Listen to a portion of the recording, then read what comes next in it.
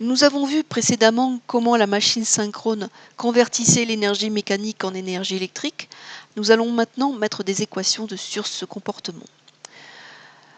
Si nous revenons au schéma global de la machine, nous avons donc une partie qui va créer un champ magnétique. Ici, ce sont des aimants. Et puis, des bobines qui vont recevoir ce champ magnétique pour créer une force électromotrice, donc une tension. Chaque bobinage va pouvoir être représenté par une inductance, puisque c'est un bobinage, et une résistance en série, puisque ce bobinage n'est pas parfait. Et la force électromotrice, donc en volts, créée par la loi de Lenz, va être représentée par un générateur de tension. Donc ceci, c'est le modèle d'une phase d'une génératrice synchrone. Alors, sur cette génératrice, ce sont des aimants qui créent le champ magnétique. Dans d'autres machines, vous allez avoir des bobines qui vont créer le champ magnétique. Et lorsque vous allez avoir des bobines, il va falloir les alimenter avec un courant IE d'excitation. Eh bien, on va s'apercevoir qu'entre le courant IE d'excitation et la force électromotrice en volts créée, on va avoir une proportion, une équation linéaire, tant qu'on ne rentre pas dans la zone de saturation magnétique. Et donc, on va pouvoir écrire que la force électromotrice en volts, K, est proportionnelle à la vitesse oméga S fois le courant IE. Et d'ailleurs, si ce courant IE est continu, est de même valeur tout le temps, eh bien, E sera proportionnel à la vitesse oméga S.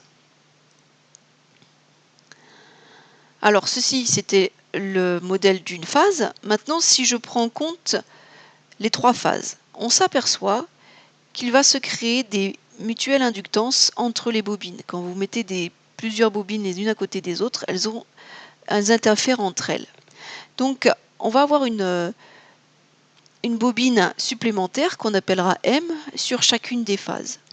Et on va donc avoir sur la tension de sortie pour la première bobine, la tension de sortie sur la première bobine, on va voir l'influence d'une résistance, de l'inductance avec le courant du bobinage, de l'inductance mutuelle avec le courant d'à côté et de l'autre inductance mutuelle avec le courant IC.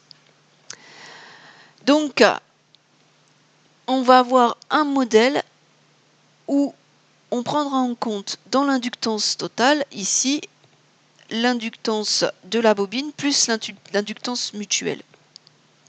Et cette inductance-là, LS, va souvent être notée sous la forme LS oméga.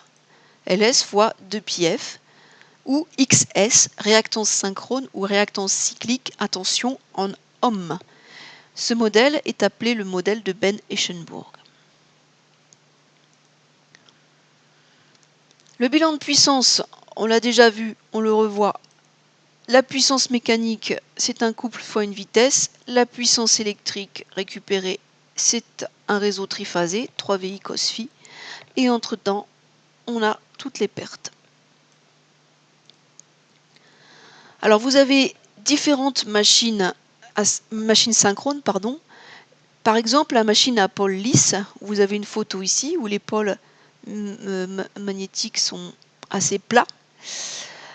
Lorsque on va étudier ce type de machine, on va utiliser le même modèle et on utilisera un diagramme de Fresnel appelé méthode de Pothier dans ces cas-là pour pouvoir déterminer les tensions et les courants.